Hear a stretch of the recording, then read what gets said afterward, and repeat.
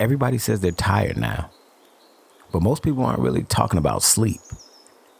They're talking about waking up already behind, moving through the day with their mind half loaded before anything even happens.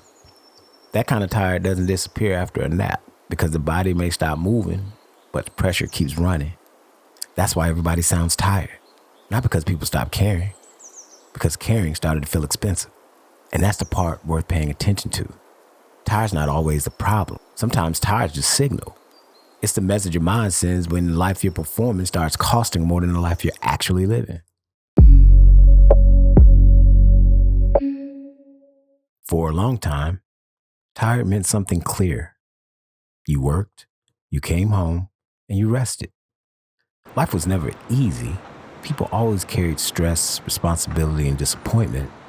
But the boundary between effort and recovery used to be easier to recognize. Now, the day doesn't really end. Work follows people through phones, news follows them to bed, family pressure comes through text messages, bills arrive through apps, social comparison refreshes every few seconds. The body may be sitting still, but the mind is still being pulled.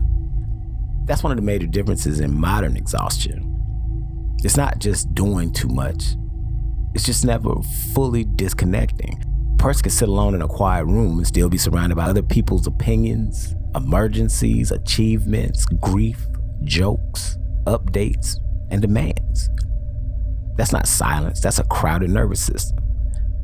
Over time, that changes how people sound. They become shorter, more guarded, less curious, more easily irritated. Not always because they're rude or careless, sometimes because they've been living in response mode for too long. A message feels like another demand. A conversation feels like another performance. A disagreement feels like another threat. This is where tired becomes more of a mood. It becomes the signal. Modern life is asking the human body to operate like a device. Always charged, always connected, always ready. But people aren't devices. They do not reset just because the screen goes dark. One reason people sound exhausted is that performance has become normal. Not just at work, but everywhere.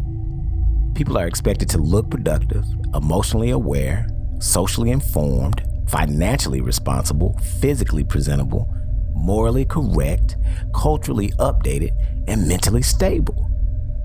That's a lot of invisible labor. You don't just live your life now, you manage the appearance of your life. You have to seem like you're growing. You have to seem like you're healing. You have to seem focused, unbothered, informed, responsible, ambitious. Even struggle has a public language now.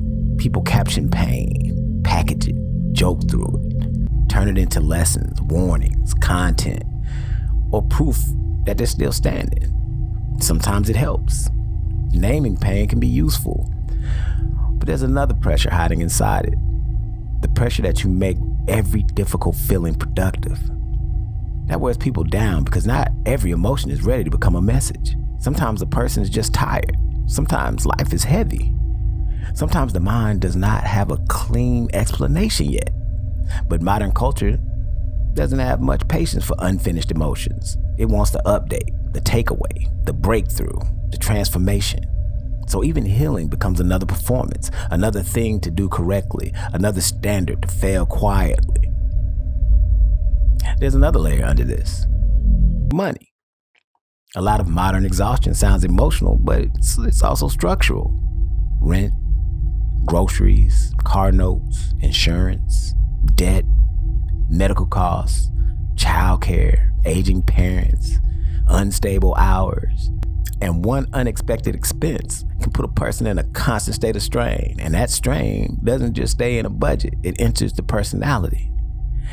Financial pressure changes how people speak, how they sleep, how they listen, how much patience they have for anybody else's needs.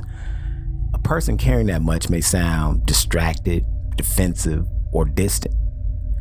But what sounds like attitude might actually be load. That matters because culture judges the surface before it studies the weight. Someone stops calling.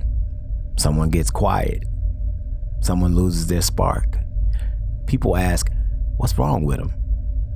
Sometimes the better question is, what have they been carrying too long? This is where tired becomes social. It moves through families, jobs, friendships, relationships, online spaces. People bring unprocessed strain into conversations with other people carrying their own. So everybody's closer to the edge. A delayed reply feels like rejection. A correction feels like disrespect. A different opinion feels like a judgment.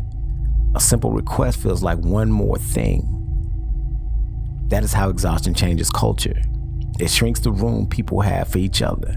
When people have less room, they become easier to divide, easier to offend, easier to manipulate, and harder to reach. That's why saying everybody's too sensitive now is too simple. Some people are not sensitive because they're weak. Some people are sensitive because they're overloaded. Then the internet pours gasoline on it.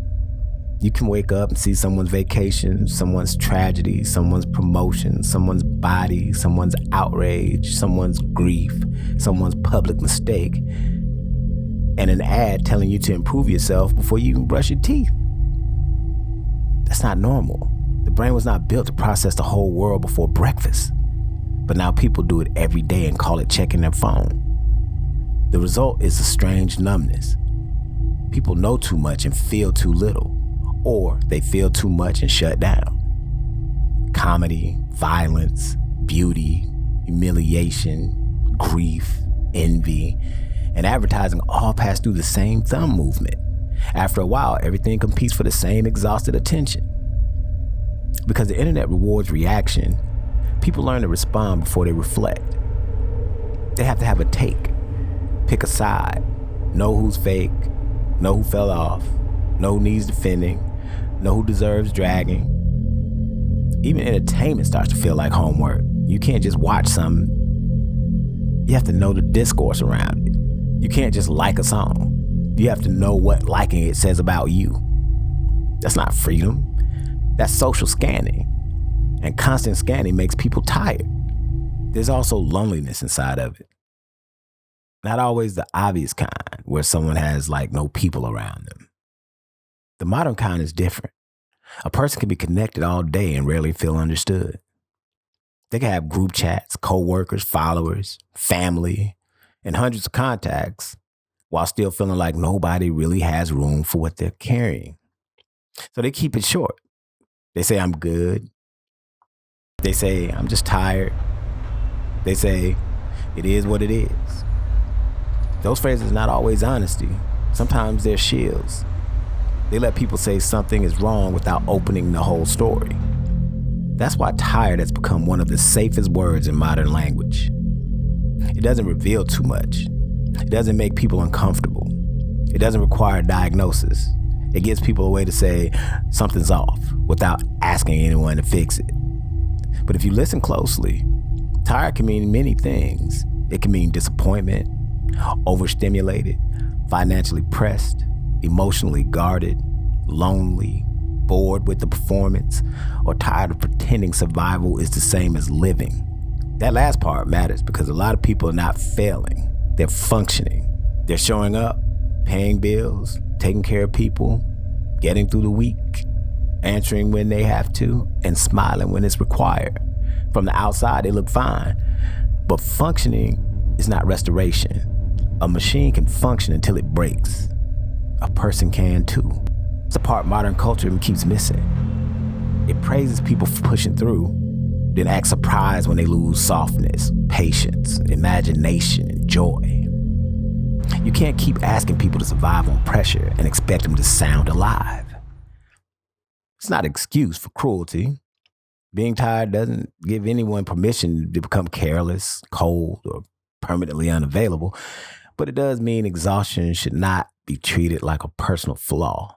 Sometimes tired is information. It tells you the rhythm is off, the pressure's too constant, the mind is overcrowded, the body has been ignored, and life being performed is taking more energy than the life being lived. So the deeper question is not, why is everybody tired? The deeper question is, what kind of culture keeps producing people who sound like they're running out of themselves? That question matters because exhausted people are easier to control. They have less energy to question, organize, imagine, create, repair, or think beyond the next crisis. A tired culture becomes reactive. It chooses relief over reflection. It wants quick enemies, quick distractions, quick opinions, and anything that gives the nervous system a break. That's why this is bigger than self-care. Better sleep matters. Boundaries matter. Putting the phone down matters. But the larger issue is that modern life has normalized pressure so constant that rest feels irresponsible, stillness feels suspicious. People shouldn't have to collapse before they're allowed to admit they're tired. The point's not to romanticize exhaustion. The point is to read it correctly. When everybody sounds tired, it's not just a complaint, it's cultural evidence. It means something in the environment is too loud, too fast, too expensive, too performative, or too demanding for people to carry without changing. Maybe the first step is not another productivity system. Maybe the first step is accuracy. I'm not lazy, I'm overloaded. I'm not broken, I'm under pressure. I don't need to perform being okay before I understand what I actually feel. That doesn't solve everything, but it changes where the blame goes. And sometimes recovery begins there, because if tired is the signal, the answer is not to shame the signal. The answer is to ask, what is it trying to say?